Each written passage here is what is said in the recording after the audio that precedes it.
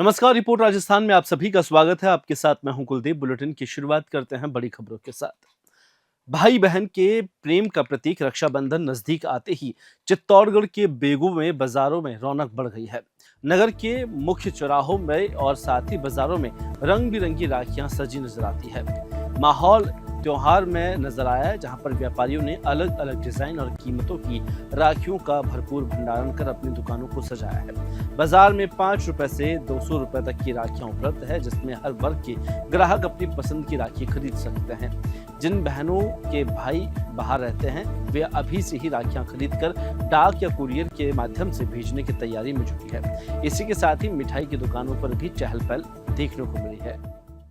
प्रतापगढ़ नगर परिषद में कथित भ्रष्टाचार के खिलाफ नेता प्रतिपक्ष सुशील गुर्जर के नेतृत्व में जन आक्रोश रैली और धरना प्रदर्शन का आयोजन किया गया, लेकिन पुलिस प्रशासन ने इस आंदोलन को बलपूर्वक रोकने के साथ ही प्रदर्शनकारियों को हिरासत में लेकर शहर के बाहर छोड़ दिया। इस कार्रवाई को लेकर विरोध जताते हुए इसे लोकतंत्र का गला घोटने करार दिया है।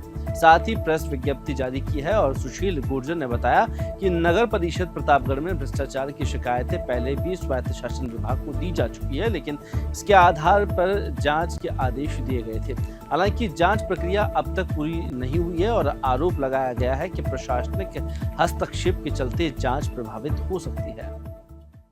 उधर भरतपुर जिले के रूपवास में स्थित दोरदा पुलिया पर सुबह एक युवक का शव बरसात के पानी में पड़ा हुआ मिला, जहां पर मृतक युवक पिछले 3 दिनों से लापता था। उसके परिजन लगातार उसकी तलाश में जुटे थे। स्थानीय लोगों ने पुलिया के पास शव को देखा, जिसके बाद उन्होंने तुरंत पुलिस को सूचना दी। पुलिस मौके पर पहुंची और शव को पहचान कर परिजनों को सुपुर्द कर दिया। स्थानीय तैराकों की मदद से शव को पानी से बाहर निकाला गया। बारिश के पानी में कई दिन से पड़ा होने के कारण शव पूरी तरह से सड़ चुका था। वहीं पुलिस ने शव को एम्बुलेंस की सहायता में उप जिला अस्पताल की मोर्चरी में भिजवाया, जहां पर पोस्टमार्टम के बाद परिजनों को सौंप दिया गया। उधर राजस्थान के प्रतापगढ़ जिले में सुबह एक बार फिर भूकंप के तेज झटके से लोगों का दिल दहल गया, जहां पर सुबह करीब 10 बजे आए इस भूकंप की तीव्रता 3.9 आंकी गई। झटके इतने तेज थे कि शहर के साथ साथ आसपास के गांवों में भी लोग घरों से बाहर निकल आए। चश्मदीदों के मुताबिक भूकंप के झटके इतने जोरदार और विस्फोटक थी, जहां पर आवाज भी सुनाई दे रही थी, जिससे डर का माहौल पैदा हो गया।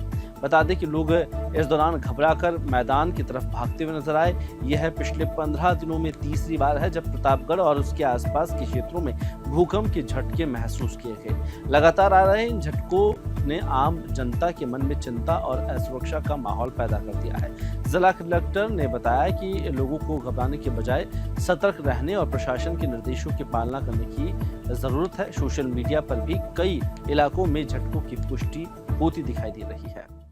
राजस्थान शिक्षक संघ की उपशाखा श्रीमाधोपुर के पदाधिकारियों और शिक्षकों ने आज अपनी 5 सूत्रीय मांगों को लेकर मुख्यमंत्री के नाम एक ज्ञापन उपखंड अधिकारी को सौंपा। इस मौके पर शिक्षकों ने एक विशाल विरोध रैली का आयोजन किया, जो राजकीय उच्च माध्यमिक विद्यालय से शुरू होकर एसडीएम कार्यालय तक पहुंची।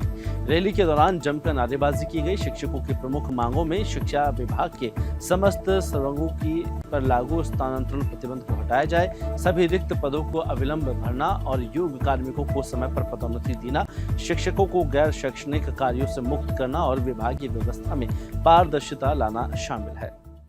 जहां एक और प्रदेश झालावाड़ के स्कूल हादसे से अब तक उभर नहीं पाया है, वहीं दूसरी ओर राजस्थान के सबसे बड़े अस्पताल सवाई मानसिंह चिकित्सालय की हालत चिंता का विषय बनी हुई है। एसएमएस हॉस्पिटल में रोजाना लाखों की संख्या में मरीज पहुंचते हैं, लेकिन महिला वार्ड की हालत इतनी दयनीय हो चुकी है कि 1.5 महीने से यहाँ पर व्यवस्था बदतर बनी हुई है। यहाँ न तो बुनियादी सुविधाएं मिल रही है और न ही आवश्यक सेवाएं हैं। सबसे गंभीर स्थिति तो यह है कि पिछले 10 दिनों से लिफ्ट खराब है, जिससे इलाजरत महिलाओं को जरूरी सुविधाओं के लिए पुरुष वार्डों में जाना पड़ रहा है। यह न सिर्फ मरीजों के लिए अपमानजनक स्थिति है, बल्कि स्वास्थ्य प्रणाली की गंभीर लापरवाही भी उजागर करना है। साथ ही प्रधानमंत्री का हर नागरिक को आरोग्य का सपना इस हालात के सवालों को घेरे में खड़ा करता है। प्रदेश में लोक निर्माण विभाग की मंत्री स्वयं एक महिला है, फिर भी महिला मरीजों की इस पीड़ा को कोई संज्ञान में नहीं ले रहा है।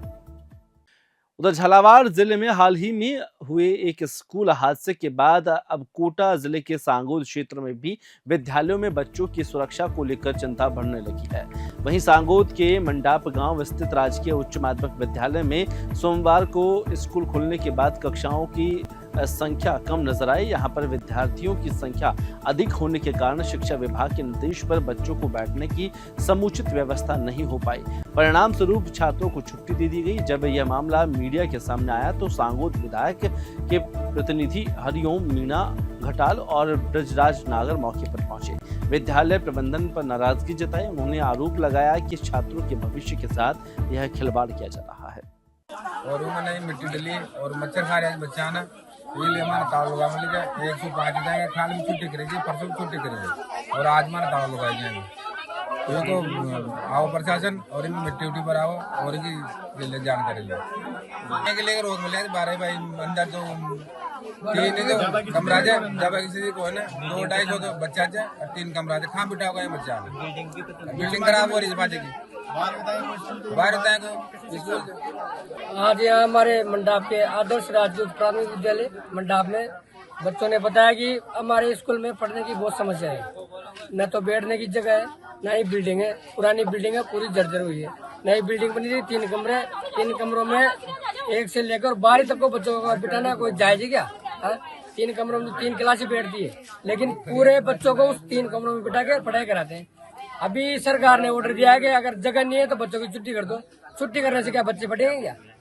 1 से 5 क्लास तक बच्चों की छुट्टी कर देते हैं। छुट्टी करने से क्या बच्चे पढ़ेंगे क्या? हमारी मांग है शिक्षा मंत्री जी से इन बच्चों पर ध्यान दो। फालतू नेतागिरी करने से कोई नहीं है। बच्चों के लिए बिल्डिंग बनाओ। हमारे पास के जिला प्रमुख साहब हैं, आते हैं स्कूल में आश्वासन देके जाते हैं, माड़ा फेर के वापस करने चले जाते हैं। ये कौन सा तरीका है?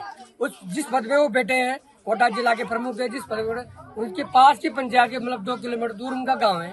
उनको ये पता नहीं कि मंडाप में कौन सा स्कूल है, क्या हो रहा है, क्या नहीं हो रहा है। अभी हमारे स्कूल में देखो तो सही 1-1 फुट पानी भरा है स्कूल में। बच्चे भी जूते खोल के पेंट उच करके स्कूल में जाते हैं।